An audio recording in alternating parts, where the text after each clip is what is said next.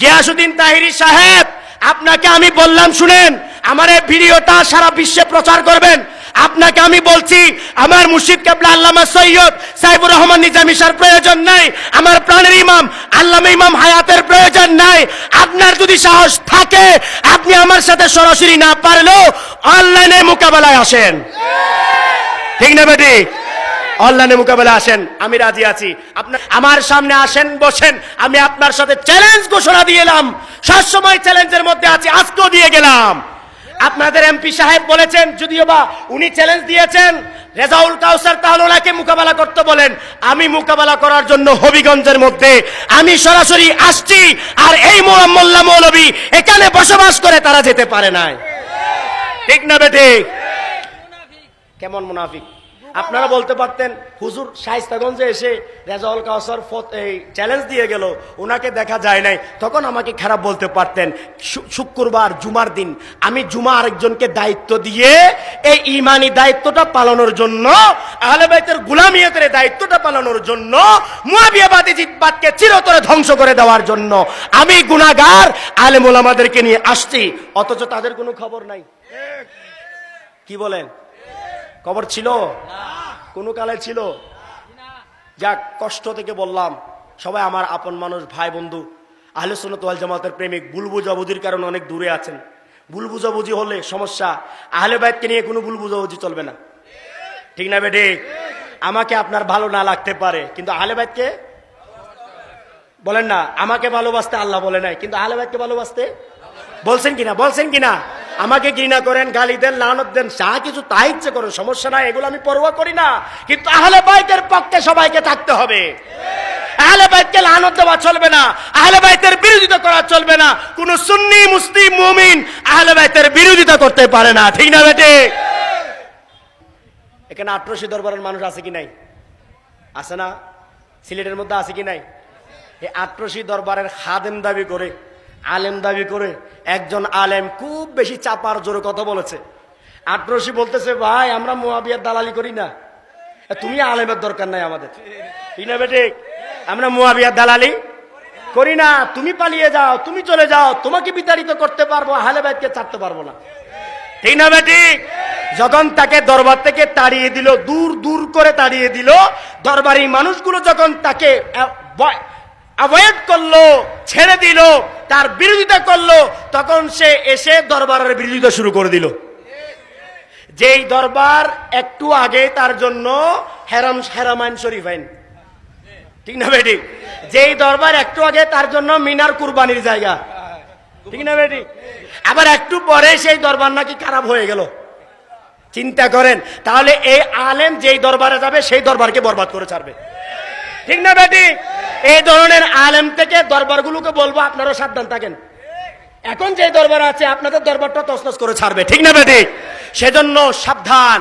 একজন আলেমের উক্তি, যাক কিছুদিন আগে সেই উক্তিটা আমি পড়েছি, বলতেছে প্রয়োজন একটা কুকুরকে লালন পালন করো, আলেমকে ঘরে জায়গা দিও না। এটা সহজ কথা না, কিন্তু আলেম মানে ওই ধরনের আলেম আর কি, ঠিক না বেটি? কুকুরকে জায়গা দাও, তাও আলেমকে, এটা কার উক্তি? শামসুদ তিবরিজ রহমাতুল্লাহ আলাইহি, হযরত শামসুদ তিবরিজ মাওলানা রুমি রহমাতুল্লাহ আলাইহির পীর শায়েখ, তিনি বলতেছেন প্রয়োজনে তুমি একটা কুকুরকেই জায়গা দাও ঘরে, কিন্তু দুনিয়ালোভী কোন আলেমকে, পথলোভী আলেমকে জায়গা দিও না, পকেট লোভী আলেমকে জায়গা দিও না। তাই সতর্কতার জন্য বলছি, যারা আজকে 2 দিন আগে যেই দরবারের প্রশংসা করে বড় বড় আলোচনা করেছে, 2 দিন পরে সেই দরবারের বিরোধিতা যে ব্যক্তি করতে পারে, নিশ্চিতভাবে ধরে রাখা যায় সে যেখানে যাবে তার বিরোধিতা করবে, ঠিক না বেঠিক? এভাবে তাদের পতন ঘটে। এই ব্যক্তিটা যেটার কথা বলছিলাম, আমার ভাই বললেন, নামগুলো আমি নিই না, ঠিক না বেঠিক? এই ব্যক্তিটা বলতেছেন মুর্শিদ কেবলাকে নাকি বহসে বাধ্য করবেন। আমি বললাম যে আমার মুর্শিদের দরকার নাই, আমার মুর্শিদ কেবলা ওনার জায়গায় থাকবেন, ওনাকে আমি রেস্টে রাখবো। তোমার যদি সাহস থাকে তুমি আমির রাজাউলের সাথে মোকাবেলা করো। আমার পোস্টটা এখনো ফেসবুকে আছে, আমার থেকেও আমি রেখে দিয়েছি।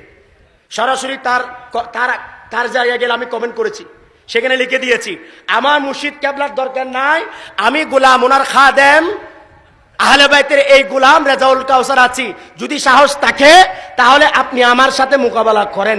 আর যদি সরাসরি মোকাবেলা করতে না পারেন, পালিয়ে যান এ হবিগঞ্জের মতো। তাহলে এই ভয় যদি থাকে তাহলে আপনি আমার সাথে অনলাইনে বসেন। কিসে, কোথায়? অনলাইনে। অনলাইনে বসতে সমস্যা আছে? অনলাইনে আমরা বসছি তো সবাই, ঠিক না বেঠিক? অনলাইনে প্রমাণ করেছে তারা মাওলা আলীকে দোষী মনে করে। নাউজুবিল্লাহ বলেন না? তারা মাওলা আলীকে দোষী মনে করে। যারা মাওলা আলীকে দোষী মনে করে তারা কি সুন্নি? বলেন না, তারা কি সুন্নি আলেম? তাদেরকে আপনারা ভালোবাসবেন? তাই আপনাদেরকে সতর্ক করে যাচ্ছি। তারা বলে যে আমরা গতবারও এমপি সাহেবের সামনে আমি বলেছি, এমপি সাহেব কতটা জানে কিনা আমি জানি না, উনি শুনছে কিনা পরে আমি জানি না। আমি আপনাদের ওয়াদাটা রক্ষার জন্য, যেহেতু আমি বলেছি তাই আমি দৌড়ে এসেছি বহসের জন্য। বাট তারা আমাদের ভাইদের উপর হামলা করেছে। আমাদের এক ভাইকে মাথা ফাটিয়ে দিয়েছে। ভাইটা কি আছে কেন? দাঁড়ান না একটু। কই কই, এই যে দেখেন আমাদের হাসান ভাই, ওনার মাথা ফাটিয়ে দিয়েছে, রক্তাক্ত ছবিগুলো এখনো আছে। এখানে বানিয়ে বানোয়াট কথা বলার কোনো সুযোগ নাই। আপনি প্রমাণ দিয়ে বলছি, লাঠি নিয়ে তারা মাদ্রাসার পাশে বসা ছিল, অথচ এসপি অফিসে তাদের বহসের কথা ছিল। তারা এসপি অফিসে যায় নাই। 30 মিনিট আমরা সেখানে অপেক্ষা ছিলাম। আমরা 3 থেকে 4 জন সেখানে ঢুকছিলাম, আমরা সেখানে বসা ছিলাম, কিন্তু তাদের কোনো খবর ছিল না। এমন সময় তারা আসছে এসপি অফিস থেকে, বলছে এই বহস আর চলবে না, আপনারা সময় নষ্ট করেছেন। এরপরে যাওয়ার পথে তারা লাঠি সোটা নিয়ে, বল্লম নিয়ে তারা সবাই হু হু করে আসলো আমাদের ভাইদের উপর, নিরস্ত্র ভাইদের উপর, যারা শুধুমাত্র আমাদেরকে শেল্টার দেওয়ার জন্য আসছেন, তাদের উপর সন্ত্রাসী হামলা করে তারা প্রমাণ করেছে তারা কারবালার ইয়াজিদের বাহিনী, তারা সিফিনের মুয়াবিয়ার বাহিনী, ঠিক না বেটে? তারা আহলে বাইতের পক্ষের লোক নয়, ঠিক না বেটে? তাই চ্যালেঞ্জ দিচ্ছি, আমরা শুধু চাপাবাজির চ্যালেঞ্জ দিই না। আপনাদেরকে বলে গেলাম, এখনো বলে যাচ্ছি, যদিও বা কিয়ামত পর্যন্ত তারা আসবে বলে আমার মনে হয় না। যদিও বা জেদ থাকে, চেতনা থাকলে অবশ্যই নিয়ে আসবেন, মহান মুর্শিদ কেবলাকে নিয়ে আসেন। তাহলে যদি আপনাদের সে সাহস থাকে তাহলে এভাবে পাবলিক প্লেসে নয়, আলেম আলেম বসে সেটা সমাধান করব, ঠিক না বেঠিক? আপনাদেরকে বললে কি আপনারা কিছু বুঝবেন? কিতাবের কথা বললে কি আগামাতা কিছু বুঝবেন? তাহলে পাবলিক প্লেসে ওয়াজ করে কোনো লাভ আছে না। আলেম আলেম বসবো। যদি আপনি আলেম দাবি করেন, আমার সাথে আপনি বসেন, তাহলে আমি রাজি আছি। অনলাইনে বসেন, আপনার সাথে আমার মোকাবেলা হবে, ঠিক না বেঠিক? আমি সুন্দর করে নাম ধরে বলছি, গিয়াসউদ্দিন তাহিরি সাহেব, আপনাকে আমি বললাম শুনেন, আমার এই ভিডিওটা সারা বিশ্বে প্রচার করবেন। আপনাকে আমি বলছি, আমার মুর্শিদ কেবলা আল্লামা সৈয়দ সাইফুর রহমান নিজামী স্যার প্রয়োজন নাই, আমার প্রাণের ইমাম আল্লামা ইমাম হায়াতের প্রয়োজন নাই। আপনার যদি সাহস থাকে, আপনি আমার সাথে সরাসরি না পারলেও অনলাইনে মোকাবেলায় আসেন, ঠিক না বেটি? অনলাইনে মোকাবেলায় আসেন, আমি রাজি আছি।